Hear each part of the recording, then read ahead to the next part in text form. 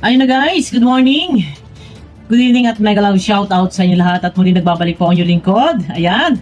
At guys, sana pakiclick naman po ng thumbs up. Yan, para swak sa panlasa po ni YouTube.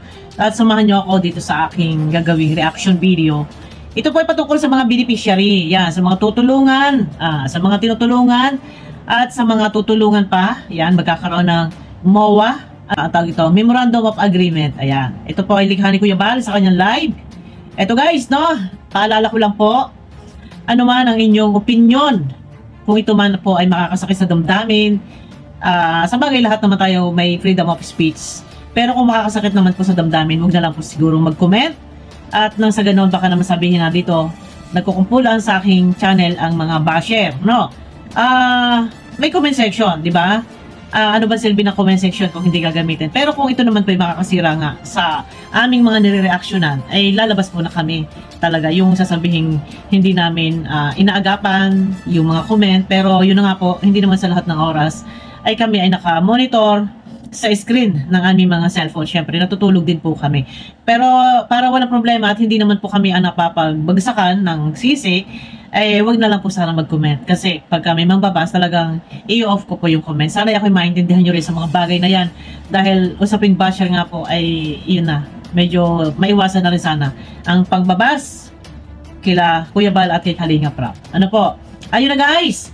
Magkakaroon ng Memorandum of Agreement. Magkakaroon ng permahan sa barangay sa pagitan ng charity vlogger at ng beneficiary. Yung mga tinutulungan o yung mga tutulungan pa. Eto guys, no? Likha ni Kuya Bal. Sa mga gusto makapanood, maaari nyo pupuntahan sa kanyang YouTube channel. Parinig ko lang yung audio sa inyo.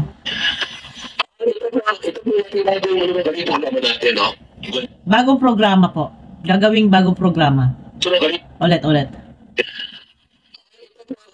Ganito naman natin, no? Ganning agreement, ganning MOA. Memorandum of Agreement. agreement sa barangay po at yung ating pong beneficiary. Ayun. Memorandum of Agreement. Magkakaroon sila ng pirmahan sa barangay.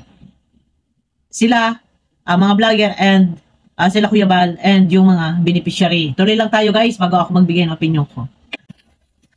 Vlogger ako sa barangay, ipaalam sa kapitan. May na po, may MOA na po yan, nakasunduan, na pirmado po ng ano yung sa attorney ba? Notaryo. Paano? Abogado? Notaryo? Notaryo. Na kapag lang ang isang mga vlogger, hindi pwedeng pumasok. Ayun, malinaw po. Ang kasunduan, nakasaan doon na kapag binablog ng isang charity vlogger ng Kalingap, walang pwedeng makapasok. Kailangan ipanotaryo yon. Tuloy muna tayo guys bago ako magbigay ng aking opinion po. Walang pwedeng pumasok. Maganda naman kung ganon. Kasi nauuso yung mga wakwakan. Ito ay bilang, kasi alam nyo, kahit naman nun pa, sorry nagalaw yung aking camera. Kahit naman nun pa, ay pinakikiusapan na rin yung mga tinutulungan na kung maaari, huwag makipag-ugnayan sa mga, kasi may mga wakwak po, mga manunulot, no? Mga sponsor na rebuilde, mga nagpapasakit. Ano pa man pinakikiusapan na kung maaari yung ibang mga beneficiary, huwag nang makipag-ugnayan sa mga tinutulungan at sa mga tinutulungan.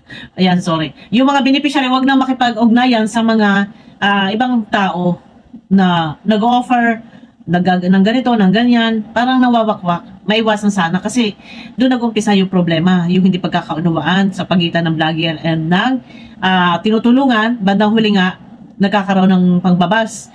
Ang napupuruhan po ay ang mga tinutulungan. Pero kung ito yung plano nila Kuya Bal, wala namang masama. Ito ay para lang sa ikaayos. Magkaroon ng malinaw na kasunduan ng usapan na maiwasan din nila. Tuloy muna tayo guys. Walang pwedeng pumasok. Walang pwedeng ibang pumasok. Walang pwedeng manghimasok o makipag-ugnayan pati sa mga pag-sponsor, direktang pagpapadala ng pera ay bawal din ata. Pakinggan po natin. Wala pwede. So, ito, yung beneficiaries na vlogger, Mhm. may kapitan yung kasunduan. Kung pasok yung version ng vlogger na hindi kalingap, sino po na kalingap na hindi siya nag-discount? Ganun po yan. Pwede mong katuhan yung beneficiary. Yun. Pwedeng kasuhan yung beneficiary kung ito ay lalabag sa kasunduan. Ibig sabihin, hindi naman sa korte. Reklamo, pwede sapahan ng reklamo sa barangay. O, hindi ko alam kung pwede sa korte ha. Wait. Ganun po yan. Pwede mong katuhan yung beneficiary. Yun, doon sa barangay. Beneficiary. Pwede reklamo. Makapakin na po yan ng kaibigan. Sa mga wakwak. Yung mga nagpapasakit, hindi na po kayo pwede magwakwak. Kasi oras na winawakwak nyo ang mga beneficiary po ay pwedeng makasuhan sa barangay, maireklamo po. Kaya hindi ko makapakin na po yan ng kaibigan. Oo.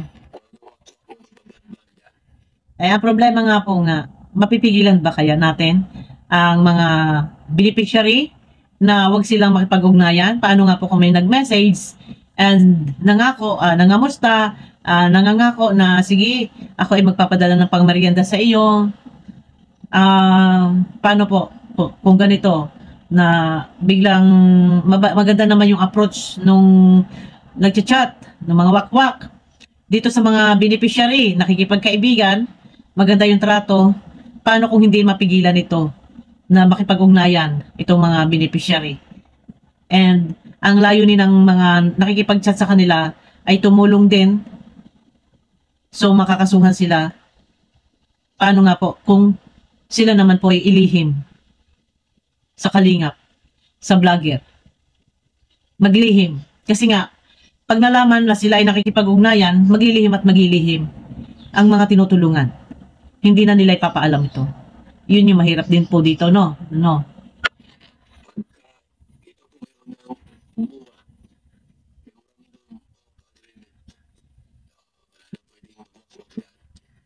Yes, walang pwedeng magwakwak kung talagang sila makikipag-ugnayan din. Ito mga beneficiary sa nagbablog sa kanila. Pero nangyari na kagaya nung iba dyan ay nasulot. Isang halimbawa si Erica. Nasakop, naniwala, pero yun nga napagawan din ng bahay. Paano nga pagka yung iba ganyan din, kagaya nito magkakaroon ng agreement sa barangay. Kung meron man magkukontak sa kanila, ang gagawin ng mga yan, hindi sila magiging open sa kalingap, sa nagchat, nagbablog sa kanila. Hindi na nila sasabihin na merong nagwawakwak sa akin. May nagpadala sa akin rekta kasi sabi nila pang merienda ko. Hindi, siguro ang mangyayari dito, magilihim sila siguro. Pero sana naman magiging loyal yung mga tinutulungan. Hindi pa pwedeng pag may nagpadala ng pera ay tanggap sa bagay, maganda naman at yun may tulong. Ang problema nga po, kung meron ng MOA, Memorandum of Agreement, na bawal silang bawal rumekta mga sponsor, wala tayong magagawa kasi yun yung bagong protocol na kailangan yung patupad. Dito lamang yan sa Kalingap, no? Sinabi naman din ni Kuya Bal, kanyang live na diyan lang yan sa Kalingap, itong ganitong protocol, no? Yung MOA, Memorandum of Agreement. Ang sino man. Kasi nagkayari yan may dalawang Ayun, pagka ito ay ipina-notaryo ang kanilang agreement, talagang ay mabisa talaga to. Yung kanilang kasunduan na to kung naka-notaryo yan, no? sino man. Kasi nagkayari yan may dalawang attorney yan. May si Kapitan. Kasunduan. Yung beneficiary po, hindi sa pwede magpa-interview. Wala namang sponsorship. Ayun. Habang binablog ng Kalingap, ang isang beneficiary, hindi pwedeng magpa-interview kahit kanino, and hindi rin pwedeng, eto, sa sponsor ha, Yung yung beneficiary po, hindi siya pwede magpa-interview. Ano bang sponsorship? Yon, hindi siya pwedeng magpa-interview at bawal tumanggap ng anumang sponsorship. Yon. Ayun, yun yung protocol, yun yung bagong ipatutupad ng Kalingap. Pero ang ito ay nasa, para sa akin siguro, ito ay nasa beneficiary. Kung talagang magiging loyal, eh, magsasabi sa kanila. Or paano nga kung mapares kay ano no, kay Erica. Si Erica hindi siya naging loyal. At ang sabi hindi na magpa-vlog, magpupuko sa pag-aaral, yung pala may sponsor na. No? Napagawa na ng bahay. Ito yung pinakamahirap dito. Pagka naglihim. Kasi pag, ang sabi nga nila, wag mong higpitan. Kasi pag hinigpitan mo, hindi yan magiging open sa'yo. Lalong maglilihim. Yung pagka sa mga anak natin, yung mga anak natin, pagka may nangliligaw, higpitan mo, higpitan yan. Lalong maglilihim yan. Paano nga po pagka ganito yung nangyari sa mga beneficiary? Maglilihim at maglilihim sila. Pero maganda naman. Kung ito yung planong agreement na may permahan, bawal tumanggap ng bawal magpa-sponsor at magpa-interview, bawal tumanggap ng mga sponsorship na ganyan, ay maganda naman. Kasi ang kay Kuya Bal naman dito, ito ay para sa ikakaayos, para hindi nagkakaroon ng mga issue-issue. Dapat ang mga beneficiary ay magiging maingat sila na makipag-ugnayan sa ibang tao. Kasi bandang huli nga, pag nagkaroon ng bashing, sila talaga ang mapupuruhan dito. Yung mga tinutulungan na nagpapasakop. Ibang sponsorship. Sa ibang tao. Sa sponsor. Okay.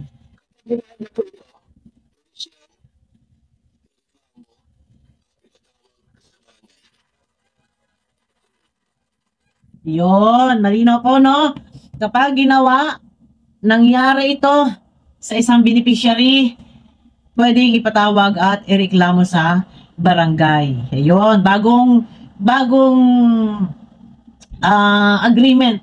Yan. MOA, Memorandum of Agreement, bawal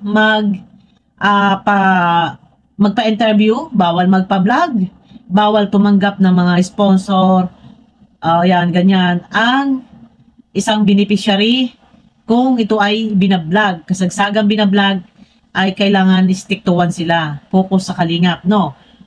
Ito naman ay, ang layunin naman dito is para, sabi nga ni Kuya Bal, para magkaroon ng magandang daloy ng komunikasyon ang vlogger ng Kalingap at ang isang beneficiary. Yun, no? Ayun guys, no? At hindi na tayo magpapakahaba. Yun lang.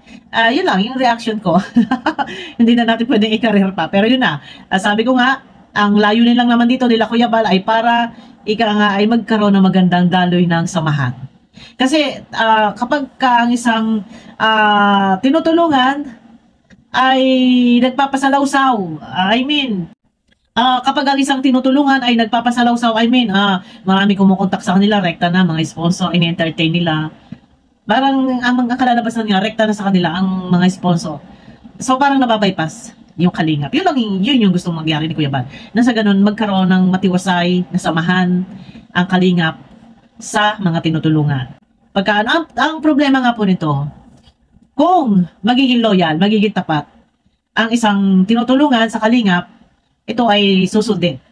Paano kung ang isang tinutulungan ay masilaw sa salapi, sa pangako, sa matatamis, sa salita ng mga wakwak na kagaya ni Erica ay nawakwak? Yun yung masaklap. Ano po, yun lang, no? Ayun na guys, kita-kita tayo sa aking next video. Bye-bye po. Iwasan lang natin mang bus guys, no?